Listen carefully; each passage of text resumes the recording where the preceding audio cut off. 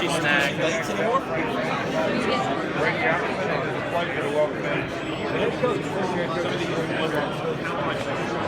Thanks, Frank. Looking good, man. About to the end of my radio road. I got like a few more stops left. I'm giving you guys all the juice I got. I'm running on fumes. Off-season interviewing conditioning is important right now. That's so true. That's the one thing I've had a lot of is conditioning. Hey, but I want to see where you look comfortable. You know, I don't think I get wide eyed because of where I come from. You know, the fact is, I was in Alabama the last 9 years. There's no camera I hadn't seen, I promise you. We had them in our staff meetings, in our offices, and stuff.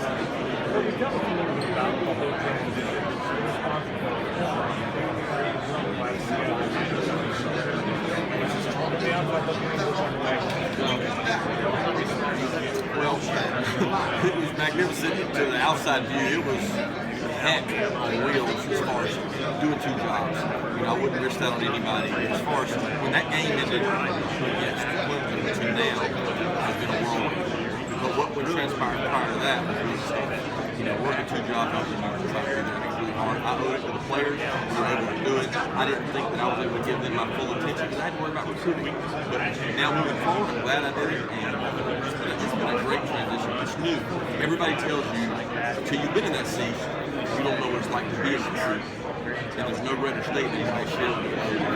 It's different when you're in that seat. You got a lot of decisions to make. It's not the pressure. It's not the expectations.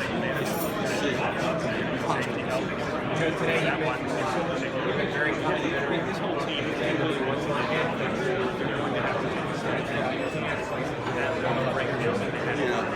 You have a lineage. Everybody's got their coaches they draw from. My dad had a high school coach I grew up around, and he was probably the biggest influence in my life. And my actual Coach Saban and Bobby Bowden. That's what Florida State was UGA and worked under Bowden. And Mark wasn't there then. Bobby was there, and he was really interested in showing me, hey, there's a lot more life than just football and the way to do it. And when I worked for Mark for a year, I saw a lot of Coach Bowden interviews and very Christian man, his priority board. It was ironic to my wife and I that every year we would get a letter at some point in the year from Coach Rick and his family saying that, hey, we're praying for you this morning. They pray for somebody different every morning for the family. And here I am, 300-mile, 400 minutes away in Tuscaloosa. They're taking the time to pray for me and been on their staff and just be a part of it. That was special to me. And he made me a better coach. And he's a great man, so he's going to be successful. I'll take things that he's done and implement them, and I'll take a lot of things that I've learned from Coach Saban. The relationship, so many of you guys are coached together now in this league. You're acting together. So calling each other, does that have to stop now that you're head coach? How does that really work? I think it's limited. I think on a case-by-case basis, if you're kind of fighting for the same fight, it's easy to make that call. You're aligning yourselves. When it's about a recruit, like Will and I got the best relationship. We never talk about recruits. We don't ever talk about things that we're going head-to-head on, but we share ideas, we share information. We both want to be successful. And I do think that we can coincide and be successful in both ways. Now, a week out of the year, we're going to go at each other's throats. That's part of it. At the end of the day, coaches are no different than you guys. You got camaraderie. Compete against them in the field you're in, and that's a big part of it. But I don't ever let it get past that. How important is, in choosing a quarterback, how he commands the huddle, the locker room, the team? I mean, how important is that in your when you decide? One of the key factors. I mean, I haven't seen a successful one that didn't do that well. So it's not the only ingredient, but it's one of the important ones. And really, how do those other guys around you respect you? What do they think of you? You know, what's their opinion of you? When you come in the huddle, do they have the confidence that you're going to make the throw and you're going to throw them open? Do they have that? Do they know that you're going to say the call right and make the right decision? Because once 9, 10 other guys lose confidence in you, it becomes hard to be successful.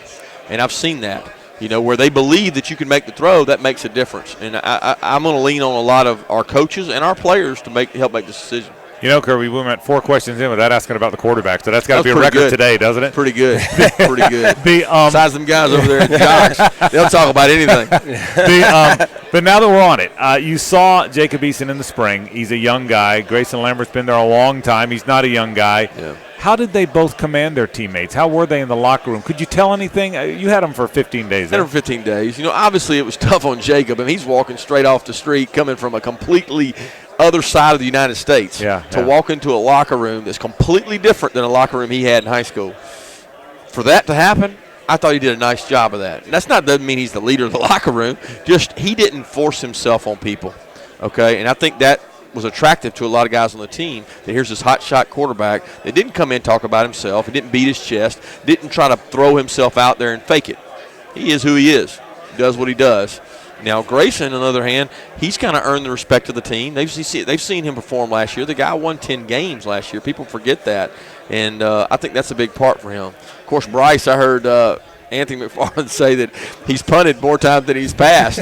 So that's unique for a quarterback when you got a guy in the competition that he's actually punted more times than he's ever thrown it. But, Bryce is a talented kid. I recruited him really hard out of high school at Alabama, and I think a lot of them. He's from down in y'all's area. Both of them are, Grayson and Bryce. That's exactly right. One of the most important things for a new coach is who he brings on as staff. I mean, obviously, I know you had a lot of thoughts before you became a head coach. Jim Chaney's a guy who's been pretty successful in this league. How important was it to get him on the offensive side? Well, it made me more familiar, kind of having him, because I knew he'd worked for Derek. I knew that we had almost hired him a couple times at Alabama, and thought a lot of him. And he has been very versatile in what he's done offensively. And I think in the SEC, that's the number one thing. You can't be entrenched in what you do and say this is the only way to do it. You better have ways to get playmakers the ball. And because the defenses are tough and stout, the points are hard to come by, and he's done that, and he's done it different ways. So it was important to get him on board. I got to ask you this. I asked Cablano about Chaney and Pittman and how much he's got them laughing. He said they're hilarious. He can't quit laughing. I sense it's obviously intense and serious. You're trying to win at University of Georgia, but it is loose so far. I sense that about you. I didn't know. Brady knew you. I didn't know you. I said, is he intense like Nick's intense? He said, no. He said, it sounds like you're having fun with all this. Yeah, I'm trying to. I figure if you're going to be here and be in the moment, be who you are. Yeah. And, I went down to IMG and met with some media specialists. Throughout the years, I've always had good advice on how to prepare myself for this situation. Mm-hmm. The best thing those people did for me was convince me to be me and not try to be somebody I'm not. And if you do that, then you can be comfortable. Yeah. You can be comfortable in these moments and be comfortable in situations, because I don't have to fake it, don't have to be somebody I'm not, and that's helped me. Defensively, I mean, obviously you have hired a defensive coordinator, but that's kind of where you've hung your hat. Yeah. How do you feel like, looking at that unit going into the season, where would you like to see some guys make some moves in the fall camp going into the opener? Yeah, that unit, I don't know why this almost scares me more than the offensive unit, and I can't put a feeling on why. Part of me says I'm used to a level of this on defense, and we're not there, because for 9 years we were the standard, and now I'm looking at going, where are all those guys at? But yet, when you look at statistically how they did last year, Coach Pruitt did a great job. They were pretty successful, and they had good numbers in the pass defense. So stats can lie to you. We're not where we need to be on defense. At least we weren't in the spring, and we don't have a lot of depth up front. I need to have corners play better. Jeremy did a great job protecting them. He alternative coverages, cover two. He did a lot of different things to help them because he had great pass rushers. My concern is we don't have those great pass rushers who are now in the NFL, 2 of them, and we may get exposed out there if we don't play better. So we've got to do a good job defensively, and we got good coaches, and we've got good personnel. We've just got to put them in the right places. Kirby, you're a Georgia guy. You understand the Georgia-Florida game. You played in it. That's a big deal in our city. What do you think about that game? I'm not asking about really this cool year's game, but yeah, just the game overall. It's a really cool game. It is. I mean, people have beat me up since I got hired about what's your thoughts on the Jacksonville game? Did you move the Jacksonville game? I'm not really into that because I'm a little more of a traditionalist. Yeah. Where I think it's unique. Now, from a financial aspect, you can make a lot of cases for having an extra home game, extra this. You lose that. There's a lot of bits and pieces to that. But I think it's unique for college football players. I hate that our team will come and they'll never go to Gainesville. Right. And the Florida players will never go to Athens. I actually got to do that because I was part of the home deal where we got our brains beat in. But we had to do both those. Right. These kids will never get that. But they'll also get something that nobody else will get, which is to go play that game in Jacksonville, and it's a really cool environment. So I know how special the game is. I've actually been to, I think, one Georgia game as a fan since I left. It was a year I was at the Miami Dolphins. We were off. I flew up to Jacksonville and went to the Georgia-Florida game. So that was a unique experience for me to see it from a fan perspective. You had more fun in that one than the other one. Absolutely. No pressure. No doubt. In Gainesville, we call it the Florida-Georgia game, Coach. That's right. Yeah, you got it right. I can see that. Yeah. Georgia-Florida. Hey, last thing for me, Do you ever give Will a hard time for telling the story about you drawing 10 guys up on the this board with Hatcher? This has been a great opportunity, and I didn't even think about this until I was in.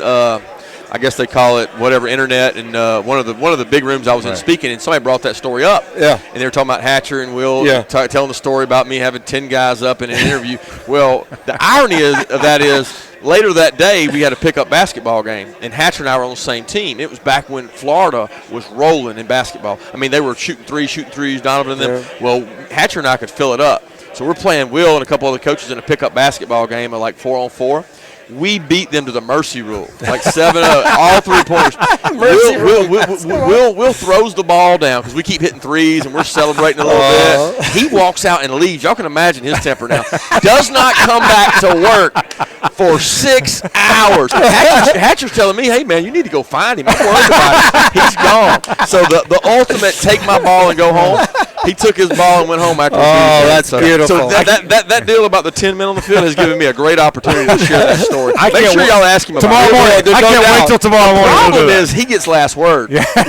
I've lost that battle. Kirby Smart, the new Georgia coach. Hey, this has been a blast having you here. Good luck there. I know it's your dream job, and you'll do a terrific job. Thanks for joining us. Thank y'all. Thanks, Kirby. Kirby Smart, the head coach at the University of Georgia. Joe, Rick,